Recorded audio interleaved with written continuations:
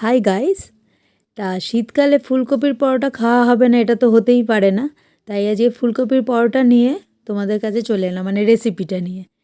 এটা হচ্ছে আমার বাবার বাড়ি ছাদে। দেখো বাবা কি সুন্দর ফুলকপি চাষ করেছে। এই ফুলকপি তুলেই কিন্তু আমি পরোটাটা করব। এটা দেখে ইন্সপায়ার হলাম পরোটা করার জন্য।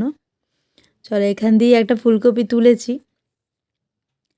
আর এই দেখো গাছের ধনেপাতা, এই দিয়েই তোমাদের আজকে পরোটার রেসিপিটা দেখাবো।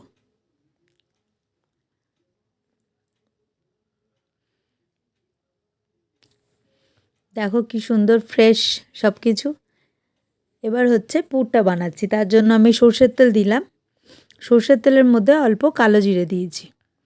আর ফুলকপি তুলে আমি ভালো করে গ্রেট করে নিয়েছিলাম। গ্রেট করে এবার এই ফুলকপিটা কড়ার মধ্যে দিয়ে দিলাম। এবার অল্প নেড়ে এর মধ্যে আমি একটু লঙ্কার গুঁড়ো দিলাম। আর এখানে আমি পিঙ্ক সল্ট ব্যবহার করেছি।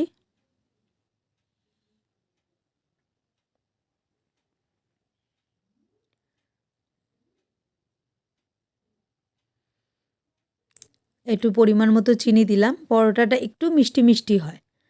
আর এটা আমি আগে থেকে ভাজা মশলা করে রেখেছিলাম, সেটা দেখানো হয়নি ভিডিওতে।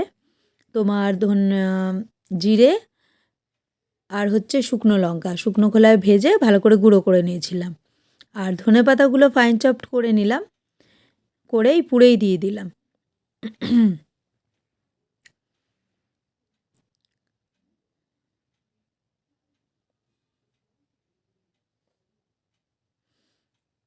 দেখো আমার পুর অলমোস্ট রেডি হয়ে গেছে। এবার ভালো করে নাড়াচাড়া করে এই পুরটা নামিয়ে নেব। তা পুরটার স্বাদটা একটু বাড়ানোর জন্য এখানে একটু ব্ল্যাক সল্ট দিয়েছি। তোমরা এটা স্কিপ করতেও পারো, দিতেও পারো। ব্ল্যাক সল্ট দিলে টেস্টটা আরও ভালো হয়। এবার এটা দিয়ে ভালো করে মিশিয়ে নিলাম।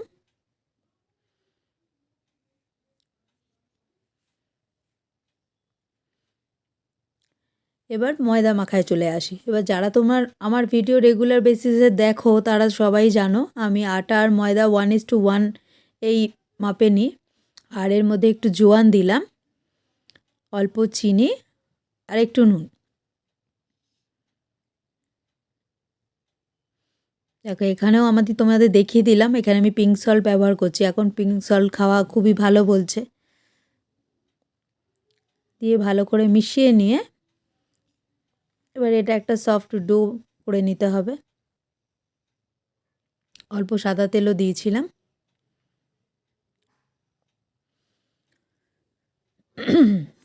মাখার সময় সবসময় খেয়াল রাখবে যেন ডোটা খুব শক্ত না হয়, মোটামুটি সফট হয়। দেখো আমার মাখা হয়ে গেছে। এবার এই থেকে আমি লেচি কেটে নিলাম। খুব ছোট না, মিডিয়াম সাইজে লেচি কেটে নিয়েছিলাম।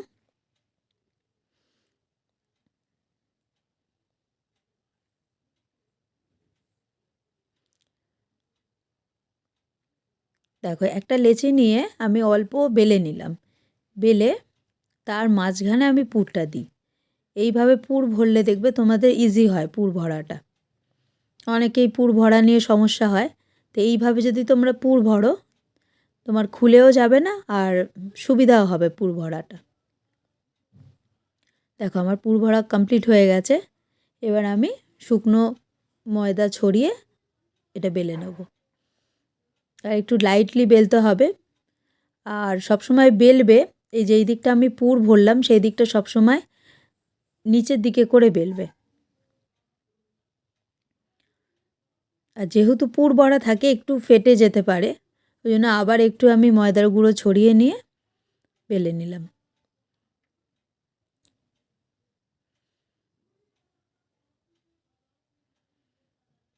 এবার ওইদিকে আমি তাওয়া গরম করতে বসিয়ে দিয়েছি।